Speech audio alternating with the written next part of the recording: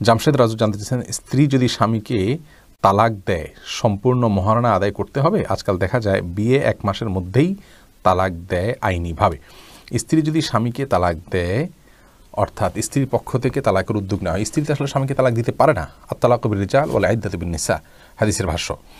যার কারণে স্ত্রী তালাক নিজের প্রতি নিজে গ্রহণ করতে পারে। এটাকে বলা হয় অর্পিত তালাক, যেটা আমাদের কাবিননামার 18 নম্বর কলামে লেখা আছে। সেই পাওয়ার বলে কোনো স্ত্রী নিজের প্রতি নিজে তালাক যদি গ্রহণ করেন, তাহলে সেটি তিনি করতে পারেন। যদি তিনি নিজে থেকে নিজের পরে তালাক গ্রহণ করেন, তাহলে সেক্ষেত্রে তার শর্ত আছে, শর্তগুলো পাওয়া গেছে কিনা সেগুলো দেখতে হবে। আর যদি তিনি স্বামীর কাছে তালাক চান, চেয়ে বিচ্ছেদের উদ্যোগ নেন, তাহলে এটাকে বলা হয় খোলা তালাক।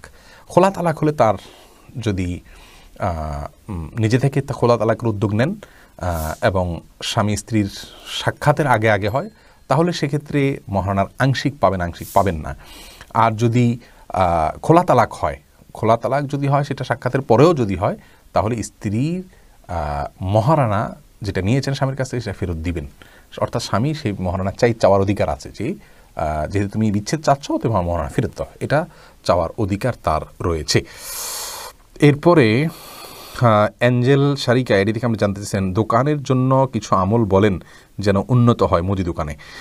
দেখুন বোন, দোকানে উন্নতির জন্য প্রথম কথা হলো ভালোভাবে পরিশ্রম করবেন, সময় মতো দোকান খুলতে বলবেন এবং অত্যন্ত দায়িত্বশীলতার সাথে কাজ করতে বলবেন।